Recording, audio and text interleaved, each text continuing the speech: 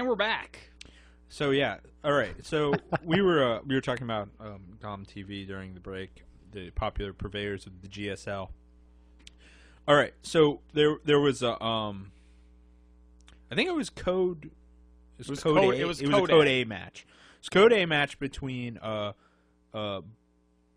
Slayer's Boxer, everyone loves him, and Marine King Prime, also everyone loves him. And the video length was, I think, 16 minutes, and I said, oh, this is a short match. All right. So when I sent that to you, I debated, should I figure out where the match starts? No, I have a feeling my friends are smart enough to be able to scrub through. Yes, which I eventually did. That's not really the being smart enough to scrub through thing is the point that we had to. No, I had to. Because when I saw them, see, this we was actually my thought problem. that My you problem sent it to was us for the banter. No. I will make that. All right.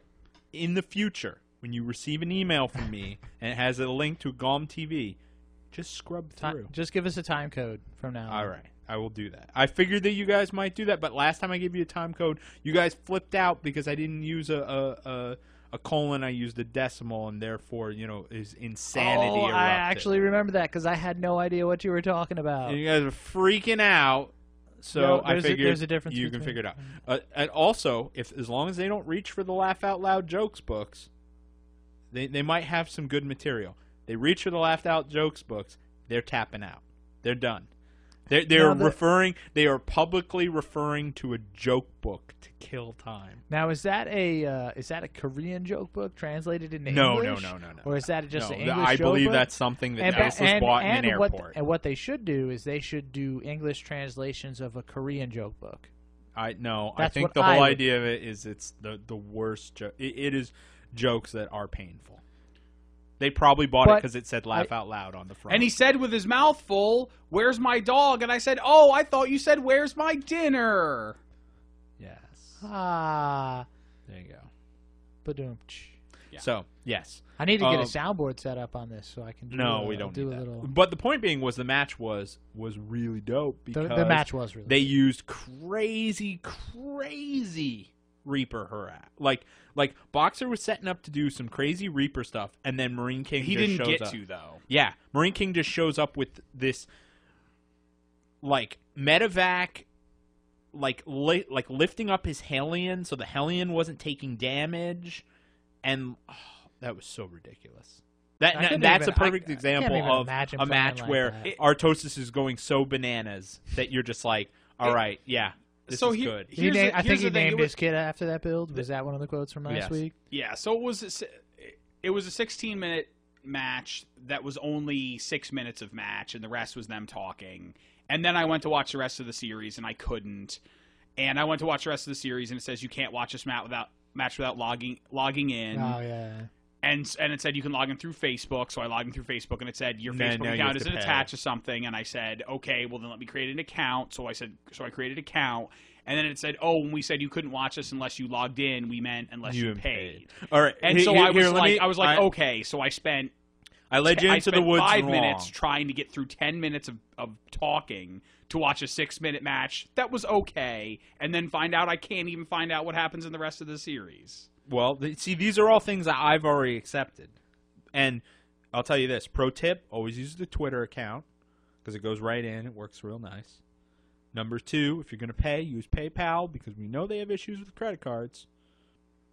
Looking at you, GOM TV.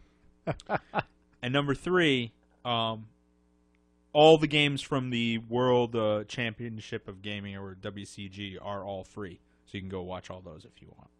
Right now, they're having their final Blizzard Cup. It's probably going to be kick-ass. Last StarCraft note. Oh, my God. StarCraft note. Rachel's continuing on. She's beating the hard computer now.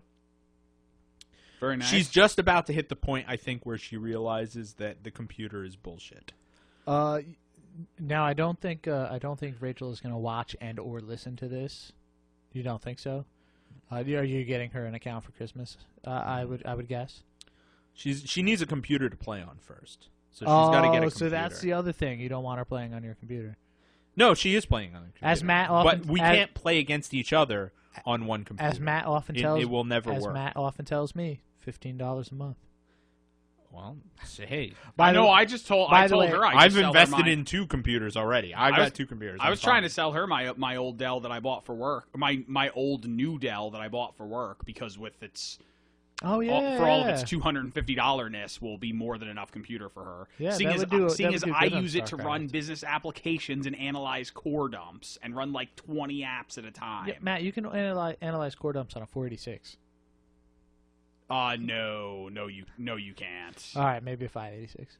All right. So regardless, like Steve, when you have a 7 gig heap dump, you need you're swapping to disk to be able to. Every time he says heap dump, I just can't. Yeah, no, it doesn't. It's so hard. Doesn't, it's so hard. I got it. Hey, it's okay. There's some R. Kelly shit going on Despite here. this many years into my profession, when I say, "Did you get a dump from him?" Like, I still feel. Dude, every time I make a note at my job about the number of dumps that the computer has taken, I giggle. Yeah, I can't help it. It's just a little giggle. So, yeah, she's doing all right. She definitely is starting to get it. She doesn't got it. She's getting it. She one of the things was she was like, well, so am I ready for the ladder? And I was like, no. And she's like, why not? I was like, well, you don't know what a carrier is. And she's like, what do you mean? I was like, what's a carrier? And she said, I don't know. What's a carrier? So I said, you should build a carrier and see what happens, because they're not going to be around very long. And at least you can say you built one once. In a lot of ways, Charlie, I really regret not tackling StarCraft head on as soon as I bought it and playing the 50 practice matches, because the thing that really hamstrings me now is that nobody's ever ready for the ladder. Your point about carriers is true, but I'm saying past slightly, maybe past that, maybe slightly past that. You need to be ready to lose and not give a shit, because you'll never be ready for the ladder, because you need to get out there. Because no matter how many times you practice your build, when the first thing you're doing, well, at least as a Terran, when the first thing you're doing is building a depot and somebody comes up and starts to harass and subsequently kill the SCV building it, and you lose because it's thrown off your build that you've been working on against the computer the whole time. Yeah, exactly. And so you're never ready. See, that's why I like to hang on to my perfect record. So I will tell you the story of free wins, because they are wonderful. I played a guy. Oh, you mean Halby's alternate account? Yes. I played a Zerg player, and he beat the crap out of me throughout the game with various Zerginess. Mostly mutas.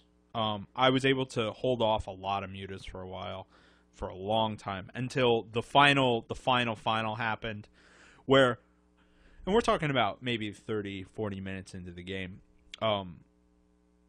all the world's broodlords came, and they were all backed up by all the world's corruptors.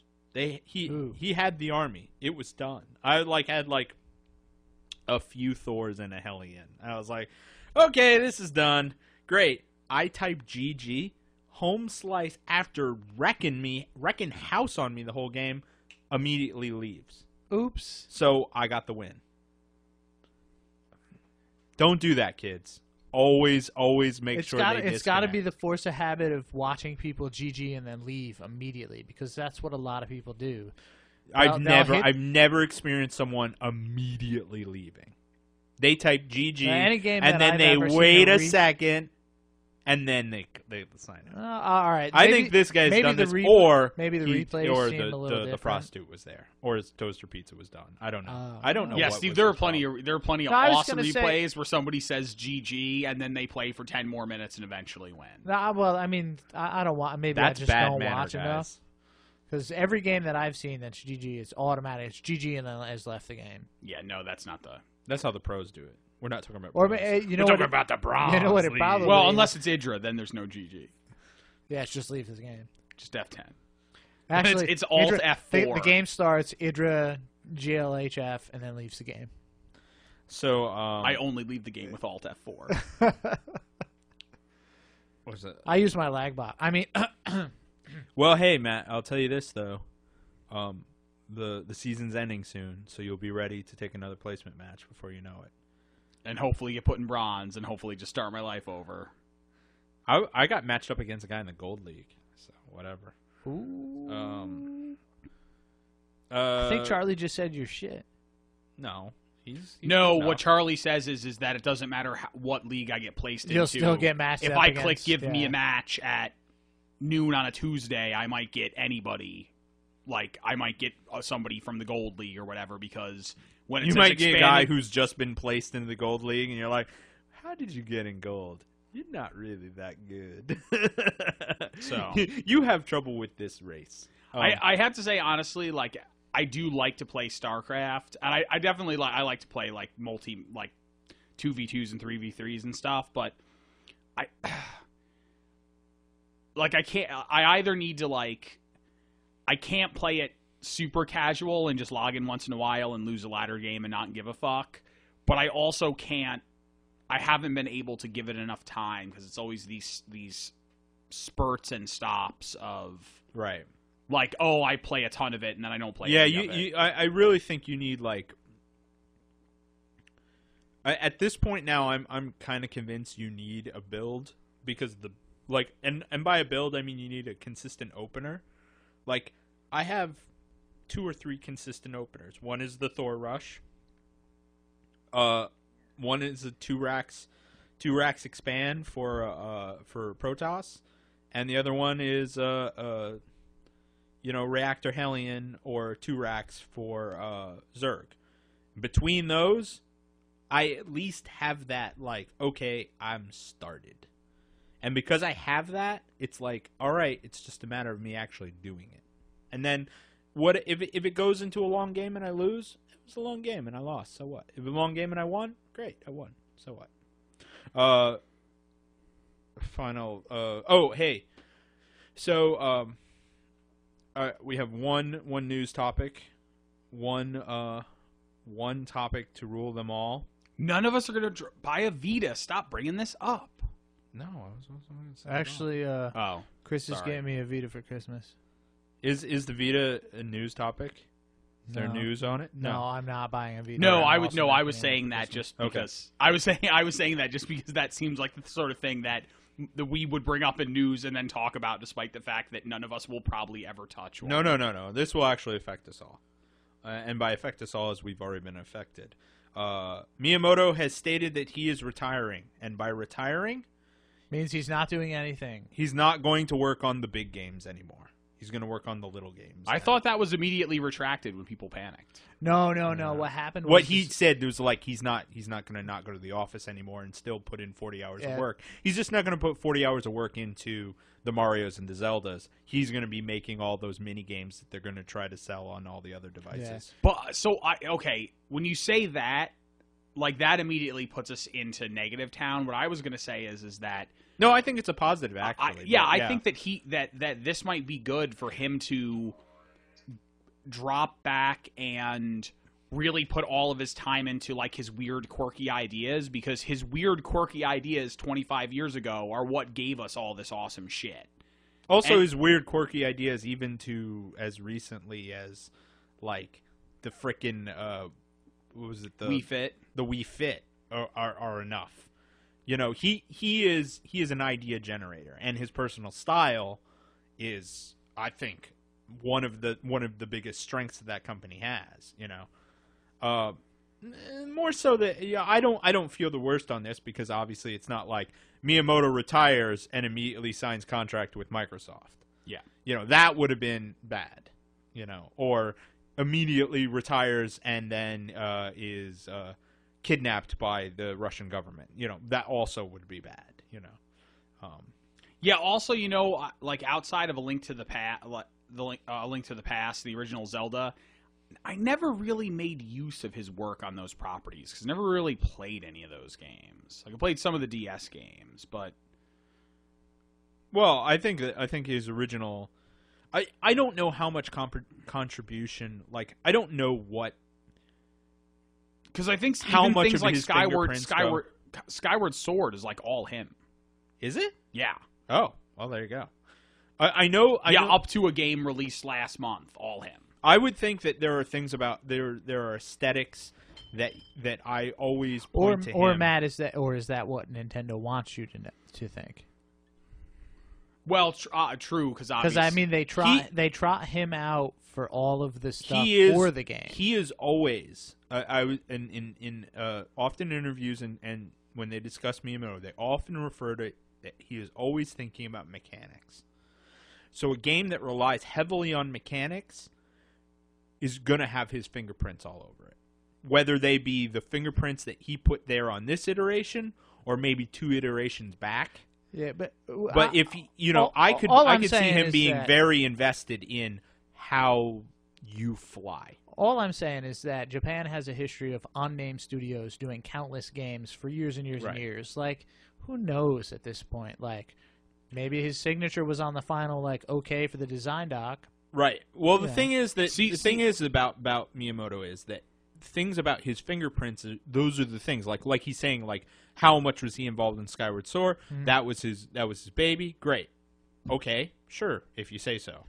The thing that I've always thought about Miyamoto, because I know in what I've researched about his past, is he's an art school kid who liked video games. Yep. So while he's had a great on-the-job training, I still never think of him as being this sort of hardcore programmer. I think of him as being an idea man, and primarily, especially with those early Nintendo games, you can really see it is his understanding of that Nintendo aesthetic was a lot of his. Like all the dudes in Punch-Out, that's him. He drew those guys by hand. Yeah, and then he said, "Do this." Yeah, yeah. I remember all that. And when I say something like it's all him, I do mean as an idea man. Like, right. That's kind of what I was. Yeah, was what we need. How far?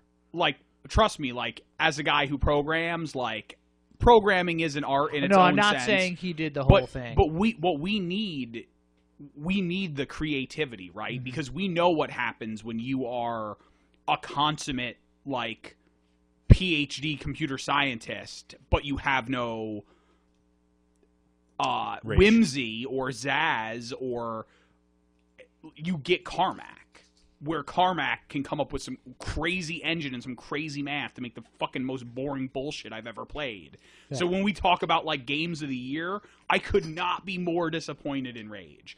I could not be more disappointed in Rage. Well, it's a good thing it's not the end of the year yet. Not just because of the engine problems that I bitched about on previous podcasts, but just the fact that, like, the technology is still impressive with the kinks in it, but the fucking gameplay is, like, not like in terms of, like, story and the device and how you interact with the world, like, it's not as good as Borderlands. John Goodman. And it can't even, that's a voice actor. Like, you can't even throw that at me. I just did. It's not even, it doesn't even touch Borderlands, and to think about games like a Bethesda game, now you talk about id games in the sense of, like, they are part of Bethesda, like, especially with the success of Skyrim, even for all of its bugginess, like, everybody says this has taken it to the next level for those games. And it's like, yeah, they got a ton of open world jank and crazy engine problems, but it's a game you love to play over and over, like, dozens, if not hundreds of hours. Like, fucking, I just gave up on Rage. I'm like, yeah, this sure is a first-person shooter from first-person shooter town, and if I turn around too fast, the textures are going to pop in, and guess I'm going to go play some Orcs Must Die, because by my estimation, it's like 1,000 times better. That game is pretty good. So, in key being is that, so Miyamoto is like, part of the two-prong salute. It was him and Gunpei who were, like, the core of their visible world. I mean, was it Itagaki? Is that the guy? Who's the Team Ninja? No, not Itagaki. Who's the guy who's now the president? Iwata. I was going to say Itagaki is a different studio. I got them all confused here. But Miyamoto is going to be is as an example of, I think you can go inside baseball on video games, and one of the things that ends up being is that you get caught up in which developer is doing what, who the thing. I think in all, like, Miyamoto is going to be up there as, like, a Walt Disney type, I I can't even like a Jim Henson type. I would even put him in those categories where it's just like so much pure vision at such an important part of the medium. He is like just beyond, like even Nolan Bushnell was at such a great point, but you can't really say like, oh, Nolan Bushnell, what a great aestheticist. I mean, you can sit there and look at the design of Mario and be like, yo, the dude who designed this really gave a shit about this. This mustache really defines this nose. I think the comparison to Walt Disney is apt in a lot of ways because Mario, like Mickey Mouse, like did what he did when he did it in the state of the art in such a way as like he will always be like an icon and the de facto like what it is to be good. Right. So yeah, so we'll see what goes on. I'm kind of hopeful that you put him on smaller projects and you just let him spit ideas at the kiddos, and the kiddos, like, I mean, I'm sure he's been walled off for a long time. It's like, we need Miyamoto to design the game for our best, most expensive, newest platform. So now you drop him down to the case where it's like he's designing a somewhat inexpensive downloadable game, or maybe he's designing something that will cross-platform with iOS or something. You just let him work on much smaller scale projects, and you don't see that overlap very often. And I'm expecting that we will see some interesting stuff creativity-wise out of him for the rest of his career. And it's good to get him off of the AAA games. Because, yeah, the AAA games are what make Nintendo great, but Nintendo hasn't been great this year. So they got to change up the formula just a little. Well, no, it's not that they haven't been great. It's just that when you are constrained by needing to appease the people that are there for the sequel, you can't go anywhere. You're so limited by those boundaries that you can't be truly creative. Like you guys didn't play, like I played Mario Galaxy almost 4 times through because the structure of the game is set up so that you play it and beat it and then play it again and 100% it and then unlock Luigi and play it again. And then if you want to 200% it, you have to beat it a 4th time, completing everything with Luigi. Everything about that game is like amazing. Like it completes the transformation of, the like Donkey Kong as a stand-up arcade cabinet to motion controls and a 3D platform in like 2000 in the 21st century. And like the arc of the story and the cyclical nature of the story, like basically like the ending is a perversion of the game starts where it ends, and it reveals that like Mario is out of time and lives in a loop where the princess is always getting kidnapped. Like it exposes that business of like that is this Sisyphusian world. Spoilers. Yeah, well, you should buy, if you were ever going to buy a Wii and ever play Mario Galaxy. But like that really was the natural conclusion. And so yes, was New Super Mario Brothers, which is so close to New Super Mario Brothers Wii, which is so close to the New Super Mario Brothers game for the DS. There's the 3DS, which, although having the 3D aspect, is still very much in the vein of like Mario Galaxy. It's taking New Super Mario Brothers for the DS and giving it that Galaxy spin. Only now there's no motion controls, but you have the depth of field. Right. And it's like all that stuff is like you're getting the same game over and over again, exploiting the one new thing. And really, Mario Galaxy was like the end of the expanse of creativity. You can get little new creative things in each new game. And if all you want to do is have new Mario ad infinitum, you can get that little by little, exploiting one new tweak each time. But to get something truly groundbreaking, like Super Mario Bros. 3 groundbreaking, you need to be able to make some shit and have it fly or fail without the constraints of it being in a popular being a sequel to a popular. So you got to be able to take Mario out. Is that what you're saying? Exactly. Well, I think they've already learned that the DS was not made by Mario games. It was not made by. I mean, it was made by the Mario game. The new Super Mario Brothers for the DS is still an excellent seller, but the original reason that people had to have the DS was the Wii Pets, or no, the DS Pets, or the My Cat, or what the hell? Nintendogs. Nintendogs, yeah, is the greatest name ever, and I totally forgot. Yeah, Is that why people had to have it? Yeah, no, Nintendogs. No, it's not. No, Nintendogs totally shot that thing off the first year. Like, yeah, no, it came out. See, that was the nice thing about the DS. The DS hit perfect. Like it was. All right, let me rephrase that. It didn't hit perfect, but it took it a year. It followed up a year. It took a year and then perfect. Yeah, it followed up like its initial launch kind of stuttered a little bit, but it did pick up very, very quickly. No software. Unlike the 3DS, which is still kind of hitting and missing. I mean, we're not a year out yet, so there's still a little time for that to kind of. It's going to have its first Christmas. But actually, let's save this. Because this is going to come up again. We're gonna follow off. We're gonna fill out our final topic here, and we can go right into. Do you want to go into our final topic? Or? We're going into the final topic. We ready? Yeah, sure. Ready to be final. All right. So this is our final year awards. We've not prepared for this. I've written these down on this yellow piece of paper. That's actually pink, and you need to pink. Hold it so they can see. Well, we're in a yellow room. You can see You can see. Oh, this. by the way, I really wish that I had known we were going to talk about this, so I could have looked at my Steam list to find out what games I played at the beginning. I have to point out, not only are we in a yellow room, but the really bright light that I put up in there, the giant light bulb, burned out yesterday. There you go. So pour one out dark for the light bulb. So we've got our game of the year. Remember, we are not journalists. We are not professionals. We are only enthusiasts, so don't judge us. So we give you. We also are very 100 poor, stars so out of 100, whatever game it is. We love it. We love it. So I will fast forward. I will cut right to handheld of the year, baby. Continue what you were saying. So we were talking about the 3DS, and by that I mean my not 3DS. That would be my Android phone, which is my handheld of the year. Okay, you're saying Android? Yep.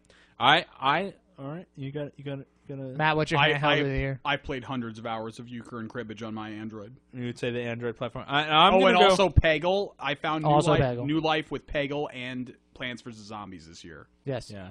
And I would say both. I would say, my opinion, I would say iOS is not the iPhone, not the Android, not the Touch, and not the iPad, but all three together under the umbrella of iOS beat out the 3DS. And I would say the 3DS is probably notable in that it's the last man standing right now of handhelds. Even though there's probably enough DSs in the universe to drown a man 100 times over. For the 3DS, this is like sink or swim time. If it can make it through the holidays with a really good sell-through, with a good attach rate, then they'll do okay. But more and more people are going, oh, snap. I could just get my kid in one of those iPod I can just get deals. Myself one of those things and then hand it to my kid when they want to be entertained. So it's just like Nintendo's they're in a rough spot. They're Nintendo, so they're gonna make it through based on they only tap out when they release their software to other platforms. That's the key. That is true. And when they do start officially doing when stuff they Sega on this iPhone. Up. By the way, I think every version of Sonic is available for the iPhone. That's all I'm saying. There are multiple versions of Sonic available for iOS. You know, and this came up last week, and I said this about Sony, and I'll make the same statement about Microsoft too. For all the people like your Ataris, your TurboGrafx, your 3DOs. 3DO might have actually been made by like Philips and a couple other people. Oh yeah, but I think that was for anybody else. Most importantly, Sega pouring out for poor Sega. But for everybody that's come and gone into the fight, the non-Nintendo companies, Sony and Microsoft, their biggest thing that will allow them to survive the trials and tribulations of what the fuck is going to happen to how people play video games over the course of, I'm going to say, the next, 15 years. Who the fuck even knows? Right. They will be able to dick around, do whatever, try and fail. They can screw around with Outlook. They're companies that, Sony and Microsoft are companies that make other things. So the division that makes the video game console does not need to be profitable. That's right. And ultimately, that may be, if I will definitely be sad the day when Mario is on the iPhone because Nintendo crosses the Rubicon and says this is what has to happen to Mario in the way in which one day it had happened to Sonic. That will be because if the 3DS fails and the Wii U fails, well then they're out of fucking money. Right? Because there's no other revenue stream. And that's Speaking when of Mario shows up on the iPhone. Speaking of the iPhone. Wii U, not quite the same device, but I heard the Wii Draw, the THQ add-on thing. I heard that thing bombed. Well, this was for the Wii though. It was like a Wii peripheral. Yeah, you know what? The problem is not quite the same device. The things that are stylus based and tablet like that. Mm-hmm. There's one company. It's called Wycom. They're the only people that know how to do it. When you go to the bank and you sign some shit, those people that got that thing so you could sign for it paid some money to Wycom because it's all their technology. They own that market. Yeah. If Wycom comes out with the DeviantArt super pack for Microsoft for the 360 or whatever, that's going to be a good product. But the problem is that taking even their lowest level product is like $100.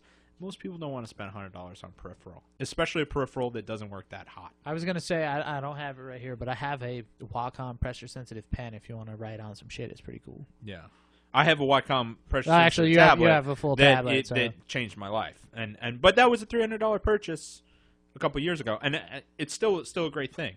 Great thing. I'd love to see those guys try to make some sort of crossover product because I think if little kids get their hands on this thing, they're gonna be happy. It's not cost effective for them. They can make a lot more money.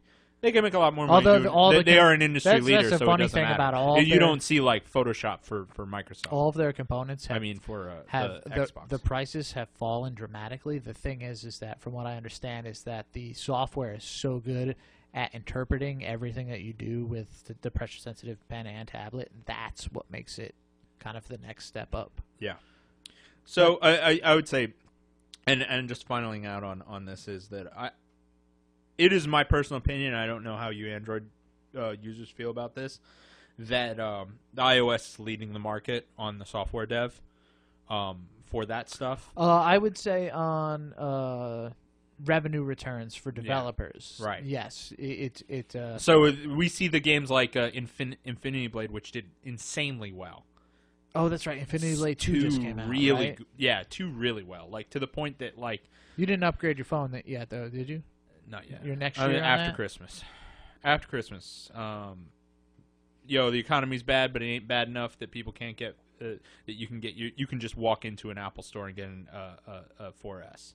That's all I'm saying. If you're not on AT&T, though, you can get on that. True. I talked to my man Mark at the Apple store. He hooked me up. Some good advice. So, all right, handheld of the year. We are split on that, but we'll keep going. Next one I have, and these are kind of in non-order, but in order. Yeah, just throw out whatever you think. Next one is podcast of the year. What's your favorite podcast this year, guys? You really wrote that down? Yeah.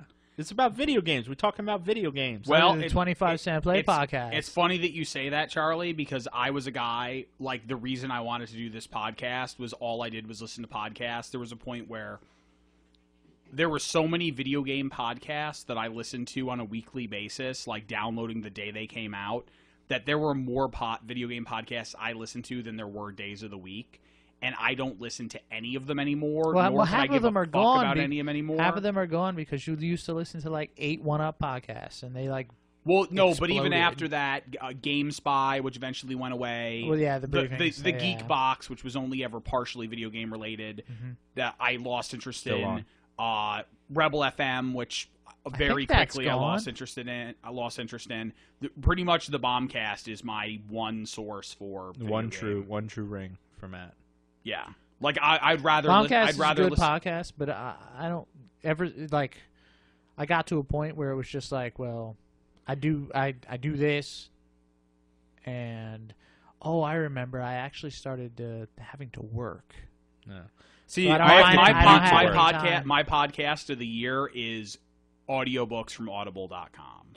So I was going to throw out I'll you know what? I'll buy that, Matt. as someone who's still deeply invested of all the good ones out there, and State of the Game is fun, But it's not. Q the production value is a fucking Dodge ass. This, which is a great League of Legends podcast. I'm gonna say, and as much as I Wow, love wait, the you're so Giant committed Bomb, to League of Legends, you listen to a League of Legends podcast? it's a very good one. That's crazy. I Q- can't believe. What's the name of that podcast? I've never- Q Dodge This. They do the guys who do it super generous with their times. 3-hour podcast sometimes just on one champion, going through all the details. They'll do champion of the week and they'll just talk about one dude. Very great show. I may have to check that They're out. great. They're good stuff. And I love the Giant Bombcast, and I do love Tested, but I gotta nod the hat to 3 Moves Ahead. Always Because the 3 best Moves podcast. Ahead, when they take on a topic, they get deep. They get down on it. They get dirty. They get up to their elbows on that stuff. They do not care. Yeah, but dude, it is really ultra specific, and it's funny to even say it's say relevant to to my interests. Yeah. yes, relevant to your interest. And so there's some Cat Fancy podcast that's actually the best podcast hands down ever made. Subject aside, You know what? because If of the quality if of Cat the Fancy reporting. doesn't have a Wow. podcast, Matt just played devil's advocate to We need personal to- opinion. we need to pitch that to Cat Fancy. Well, yes. So yeah, but your point is the reason why it's so great is that they do the best job on their topics. And my No, I just statement wanted to is- give them a shout out because they're nice and I think they're cool, and I would give them noogies. Sure, and I will listen to. I will say I listen to that podcast sometimes, despite the fact that I have never played nor will ever play the game. you should they talk listen. about. You should listen to it all the time because their podcasts are. Really They get deep, good. and they get a. What I like is they bring on the devs and they let the devs talk, and that's cool too. We'd bring on the devs too, but we don't have that Hey, much devs, clout. come on in. Miyamoto, you want to come on? Yeah, Miyamoto relieve will the be here. secrets. We'll talk arts. We'll talk shop. We'll get all art school on it. It'll be good. So my next one, and I'll throw this to you, Matt, first, since you were the most engaged. By the way, what I'm doing right now is looking at a list of PC games released in 2011 so I can remember all the awesome games I played, because just right before this conversation, I remembered Deus Ex and how incredible Yeah, Deus Deus Ex Ex. was, and to not talk about how great that game was, being a resurrected franchise that, like Fallout 3, had all of the veterans we bitching weren't about it. to resurrect the All right, franchise. well, yet. throw out. It will throw be. out your- It is on my list, but so the next one is Engine of the Year. What engine really rocked this year? Really, are we breaking it down that far? Yeah. Um, Hey, man, I like PC games, and engines are an important part of PC games. I would say the engine of the year is definitely Frostbite 2. That point where I jumped off the cliff and fell into infinity until I saw buildings rush at me and then pulled out my rocket launcher and shot somebody. Also, by the way, Steve sent me a video where a guy heads straight up in his jet, jumps out of his jet, fires his rocket at the jet that's chasing him, gets the kill and the vehicle destroy, and then gets back into his jet. Oh. I sent that to you too, Oh. and you should have watched it because it was awesome. Like, dude is seriously like, the video starts and he like throws some rockets down at a base, and you can see the little blip go off. That's like you're being targeted, and he literally just whoop, straight up into the sky and just straight up, and you can see like the gunfire behind him. Just ejects because of his momentum. Just flies up past the jet, shoots a rocket down past his jet into the jet that's coming up after him, and then, like, because his momentum stops and his jet is still going forward, he catches back up and just gets back in. All right. Well, I think you guys have answered that question. So it's funny to even bring that up, is just to like, if I hadn't already gone on that rant about the Rage engine. I guess the honorable mention deserves to be Unreal 3 because it continues to be relevant and be good with. Actually, you know what? Despite this many years, I was gonna say maybe we should give a nod over to whatever they're powering Skyrim with, but I actually agree with that because just the fact that the venerable they're still Unreal doing stuff with Unreal 3. Well, but that if we're talking about venerable engines, Source. We did get we did get a AAA release this year, and there are two. Wait, what was the AAA Source release? Portal 2. Oh, see, Portal 2 is a game. It's very hard to forget about, or very easy to forget about that game. It just kind of because you played it and you beat it, and you were like, "Yo, damn, that was good." But I knew it was going to be good, and then it was just like it's done, and you're on to something else. So here's the problem: is that and it was almost a year ago. Yeah, it was a long time ago. So the Source engine is like noteworthy because of the fact. Well, the problem is because they never version label it. That you can't say you can't like you say Frostbite 2 and you know what that means. Mm-hmm. Like that's a licensable thing that has meaning. But Source doesn't have that. When Valve game starts, there's no Source logo, right? Yeah, exactly. Yeah, and to say Source is we just got invaded by the cat. To say Source is the 2011 engine of the year soon. is like your classic glib saying, "Oh, what's the MMO of the year? Oh, it's World of Warcraft again because MMOs." Hey, we didn't get to that part. Spoilers. Yes. All right. Well, so I'm just saying. So we in that just way, said some engines. That was that portion. We're just going to shout. This is the. But I do think that the of the new hotness, Frostbite is pretty hot. Pretty hot. Frostbite powering the new Command and Conquer's game. Command and Conquer's Generals 2. Oh, Frostbite. Well, will it power Command and Conquer Alliance or Command and Conquer Alliances? No, I think that was all part of the same thing because it was just announced this past weekend during the. This is the MMO made by BioWare. I'm pretty sure that's what they were saying. Okay. So, because it was announced during the VGAs. All right. My next up here is best seller/service. And since all the Stardock games are now available on Steam, not gonna be saying it was Impulse. Well, it's a great idea for them to sell off that service. It was build it up and get rid of it because they couldn't have been making. They knew the right time to get out. I think they got out at the right time, and I think EA got in at the wrong time. If you want some good times on the internet, folks, go to Reddit and search for people having customer service issues with Origin. There's a lot.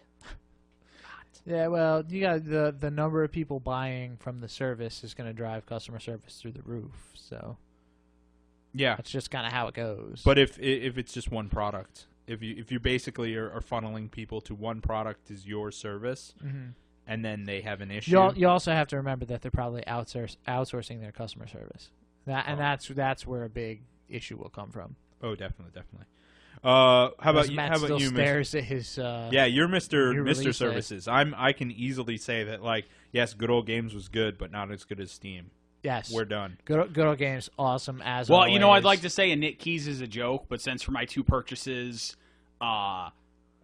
one of which worked flawlessly when I put the code into Steam, and the other of which sold me the Russian version of the game that I still have problems with to this day. Kind of 50-50 on that, huh?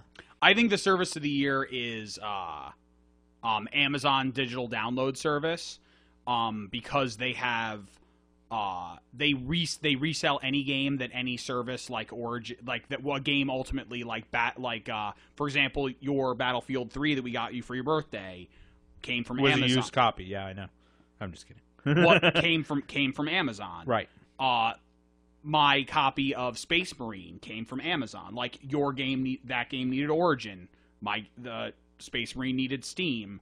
They sold Dead Island, which is another game that required Steam. And they'll sell games that are games for Windows, and they'll sell games that are just direct download. And like any other reselling service, you actually can download all the installation files and everything from them if you're not savvy enough to just go throw the code in because you already have the client. And their prices are great, and it's all built into the same, all the reasons you like Amazon. Mm-hmm. Like, by it, now that we're getting more and more options to buy things digitally, like, Amazon is able to shine because now they can once again stand out and say, okay, this is a competitive market.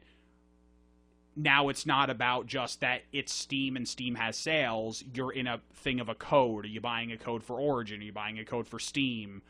These people can run sales, but Amazon can run sales, and they're Amazon and they're fantastic. When they start doing their like hardcore Amazon sales, like you can buy a digital day download release plus get like a $20 gift card. Yeah, it's all over. So Steam, and they haven't quite done that yet. At least not one that I've seen. That's been a day and date release with a Amazon like gift card on the digital download. Have you seen that yet? I've heard about that. Yeah. Oh, I must have missed it then. Well, Amazon has been way out ahead of the pack on a lot. Yeah. Of things. So I would say Origin has done like nothing special to deserve something like the best of anything of this year. Well, they're still I certainly missing... won't complain about it. I have a feeling that Origin is Stardock the sold to upgrade GameStop, and Steam is still Steam, and it's just as good as it's always been. And Games for Windows Live is still Games for Windows. I'm actually gonna completely a little bit complain about Origin due to the fiasco that I went through with the Old Republic. Like, I don't even want to know what. But that's more of a complaint about EA than it is about Origin, and that's a complaint about EA's. So yes, I'll accept that because EA launched Origin before having gotten their act together with unifying all the 40 logins they made me make over the years. Mm-hmm. And they should have done that first. And if they had done that first, then Origin could be the one-stop shop rather than they had time to streamline it because your login for the Old Republic is the same as your Origin login. Excuse me. But yet, for some reason, they were never fully connected. Like, you don't log into Origin and download the game. You download the game from a website, and it's just like. Well, I think you can look at one of two paths. You have Valve, which took it upon themselves to become their own retailer. Stardock took a similar model, at which point they figured out like we have enough problems making games. Well, yeah, they were suffering on the game dev side. Let's just focus on making games. Mm-hmm. So now you can buy awesome Stardock games like Gal Civ on Steam. But you take the other stand. You've got something like Blizzard. Blizzard has basically got their own ship. You buy from Blizzard directly. They got 3 games. You want one of them? You give them your credit card. The end. It's pretty straightforward. They aren't interested in selling other people's properties. They're interested in selling Blizzard properties. That's another angle. The third is BioWare. BioWare, obviously in the same category of quality of development, but they need a revenue stream. They could have created, the BioShop or whatever it is, but essentially what it is, they got in bed with EA, and EA said, okay, now we have to make it. I wouldn't say they got in bed with EA. Because EA owns them. Yes, the problem. EA owns them, but EA's every day. BioWare is more important to EA. Well, BioWare isn't even really BioWare anymore. I mean, they create the design doc that creates their product. Here's the important differentiation. When Vivendi bought Activision, they decided that Activision is Activision, and all the studios that Activision owns is Activision, and Blizzard is Blizzard. And that is why there's Battle.net with just Blizzard games, and Blizzard is still its own awesome thing. Well, Battle.net 2 didn't even exist at that point. No. What I'm saying is that because they decided to keep things that way is how we got what we got. And Activision, to their credit, plays ball with stuff like Steam and sells products that are completely Steam integrated, and that says we aren't interested in direct sales because they can still direct sell you a bundle that you downloaded and it has Steam in it. Right. Yeah, because and EA did the opposite. Is EA said they wanted to make a run at Valve, and in doing so, they did stuff like so heavily integrate BioWare that they pushed other stuff under that umbrella and took the BioWare heads and put them in super high-level management positions. Like, BioWare isn't BioWare anymore, which is like Steve just said. Like, Right. So those are the absolute two extremes. Like 2 of how days you ago, can one of the handle- doctors went out and got an Old Republic tattoo because the game is launching. When he gets that removed in a year, like, because it's free to play, then we'll see. He's not getting that removed. It is pretty cool though. He's not getting that removed. Like if when you see the tattoo, Those it's guys, like those the guys rebels are on those one guys side. don't give a shit. They're having a good time. I don't blame them. No, All right. I'm just saying that BioWare ain't BioWare, not the BioWare that we're used to. So When let's they come see here. when they come out with Jade quick Empire 2. rewrap. Steam, you were down with Direct to Drive. Matt liked the Nick Keys, right? Direct. No, Amazon is my. Just kidding. Actually, I'm gonna go with Steam, Good Old Games, Get Games. Who else have I gotten Green games Man from? Games. Green Man Games. They did awesome sales, and in fact, that's where I bought my Deus Ex from because they had an awesome sale on it. Basically, I'm a fan of the market. We got And two yeah, two other good. that are Yeah. not getting mentioned here, and I just want to give Well, you a chance. Gamersgate also. Well, Gamersgate, Xbox Live and Xbox Live can and suck a dick. the Sony one, PlayStation Store. Anybody? PlayStation Anybody? Network, yeah, that can suck a dick too. There was Virtual Console. Anybody? No, I didn't think so. Okay.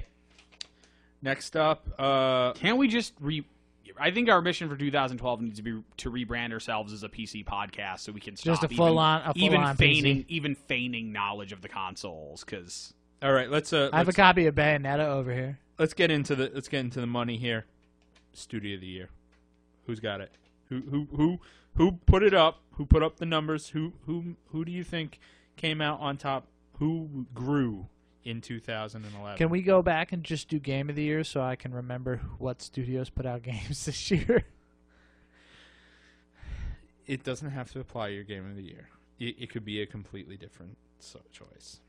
well, I think Studio of the Year is I think it's called Robot Entertainment, which is the studio that released Orcs Must Die, and That'll be definitely I give sounds it like to them something. because that game super duper exploded, and they did such a good job with it. I don't know any other games they've ever made.